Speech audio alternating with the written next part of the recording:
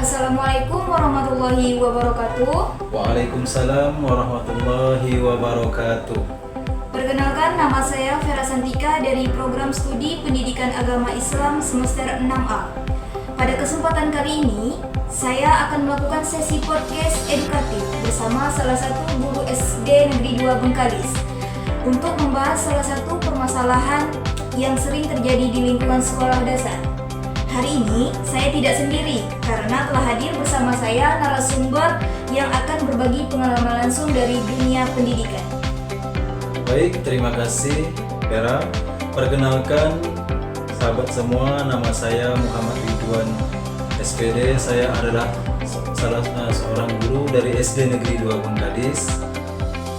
Ya, saya senang sekali hadir dalam podcast ini untuk berbagi pengalaman terkait situasi dan dinamika yang terjadi di lingkungan sekolah. Terima kasih Pak Ridwan. Teman-teman, pada podcast kali ini kita akan membahas tentang konflik interpersonal antara guru dan siswa. Jadi konflik yang sering terjadi di sekolah karena adanya perbedaan sikap, kurangnya tanggung jawab, kesalahpahaman, serta komunikasi yang kurang efektif antara guru dan siswa. Jadi sebelum masuk ke pembahasan kasus, saya ingin bertanya terlebih dahulu konflik yang akan kita bahas termasuk jenis konflik apa, Pak? Baik, kalau konflik yang ada di sekolah ini menurut saya itu yang pertama ada konflik interpersonal antara guru bersama dengan siswa. Berarti konflik ini sangat dekat dengan aktivitas belajar mengajar sehari-hari ya, Pak? Benar sekali. Itu apa yang kita laksanakan pada hari tersebut. Contohnya pada saat mengajar, itu kan guru berhubungan langsung dengan siswanya. Jadi hubungan antara guru dengan siswa yang harus diperbaiki terlebih dahulu sebelum pembelajaran itu dilakukan. Baik Pak Ridwan, bisa Bapak ceritakan salah satu konflik yang sering terjadi di sekolah Bapak? Baik, terima kasih. Kalau tentang konflik yang terjadi di sekolah, menurut saya itu sangat banyak. Yang pertama, salah satu kasus yang terjadi ketika kami masuk sebagai guru di dalam kelas, itu kan ada salah satu tugas yang kami berikan, contohnya memberikan tugas PR ya, kerjaan di rumah. Itu kan setelah kami berikan kepada siswa ini kadang sering sekali tidak membuat tugas tersebut. Nah, dan ini terjadinya bukan hanya satu kali, bahkan sering terjadi secara berulang. Itu yang dilakukan dengan metode pembelajaran sekarang. Siswa menurut saya harus banyak-banyaklah belajar di rumah. Nah, karena belajar ini itulah yang menunjang pengetahuan siswa tersebut. Berarti awalnya hanya masalah tugas ya Pak, tapi bisa berkembang menjadi konflik hubungan. Nah, betul sekali. Nah, hal tersebut memang hal kecil, sepertinya tidak mengerjakan tugas kan. Nah, biasa akan menjadi besar jika tidak diselesaikan dengan komunikasi yang baik antara guru dengan siswa. Menurut Bapak, apa saja penyebab konflik seperti ini, Pak? Kalau menurut saya sih yang pertamanya kurangnya tanggung jawab siswa itu terhadap tugas yang diberikan. Itu yang pertama ya.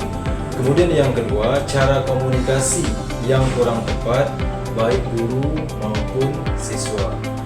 Kemudian yang ketiga, kesalahpahaman siswa menganggap teguran itu sebagai kemarahan. Nah, padahal guru itu kadang memberi teguran tersebut bukan artinya guru marah. Guru itu sayang bahwa siswa harus terus meningkatkan kemampuannya, ya, baik itu secara pengetahuan, keterampilannya. Siswa harus terus belajar. Oke.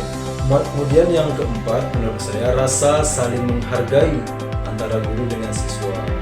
Selanjutnya yang kelima, emosi. Nah, emosi ini sering terjadi. Kenapa?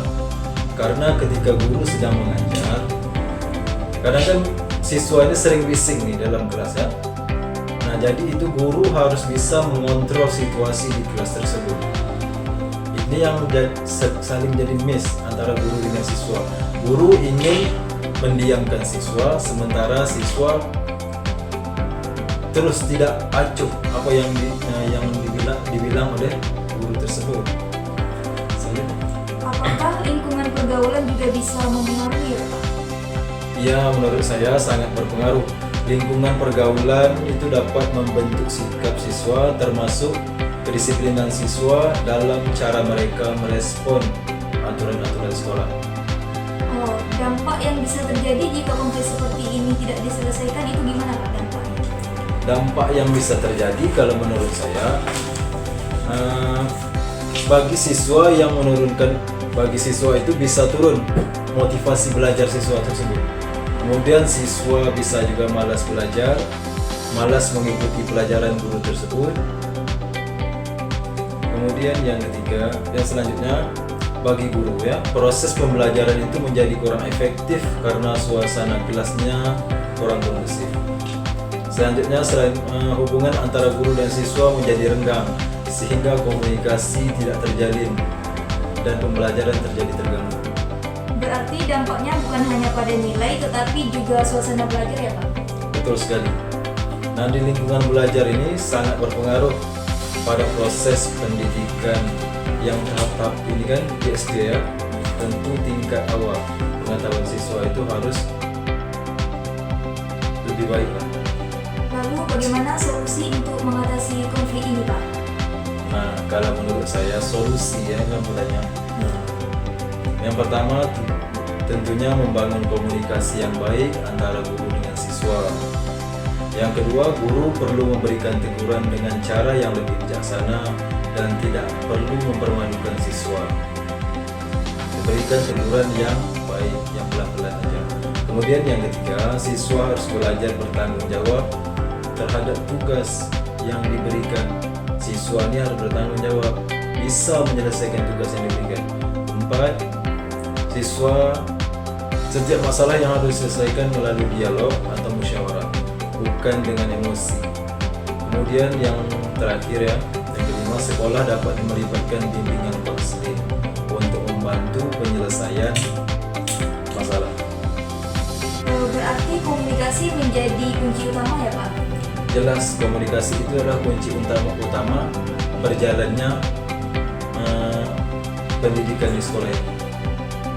Baik teman-teman, dari pembahasan kita hari ini dapat kita simpulkan bahwa konflik yang sering terjadi yaitu konflik interpersonal antara guru dan siswa di SD Negeri 2 Bengkalis yang dipicu oleh kurangnya tanggung jawab, kesalahpahaman, serta proses pembelajaran.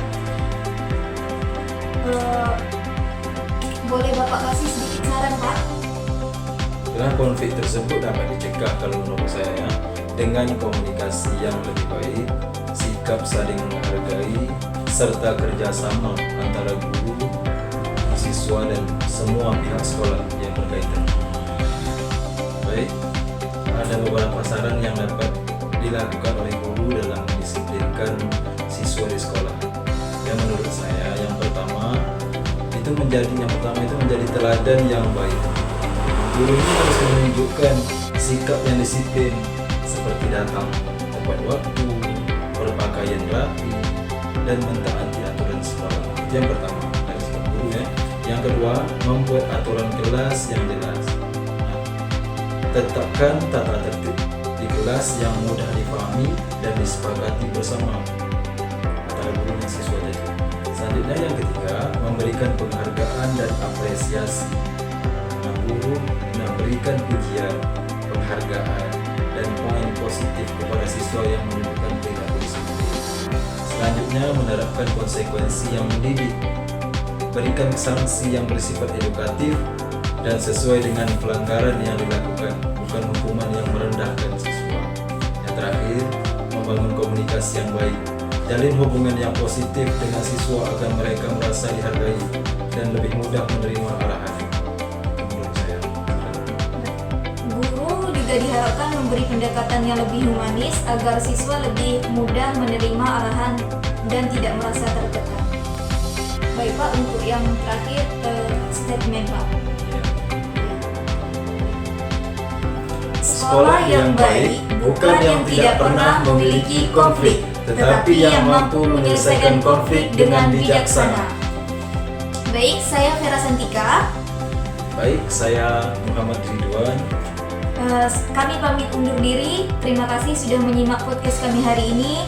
Lebih dan kurang kami mohon maaf. Saya akhiri. Wabillahi taufik wal hidayah. Wassalamualaikum warahmatullahi wabarakatuh.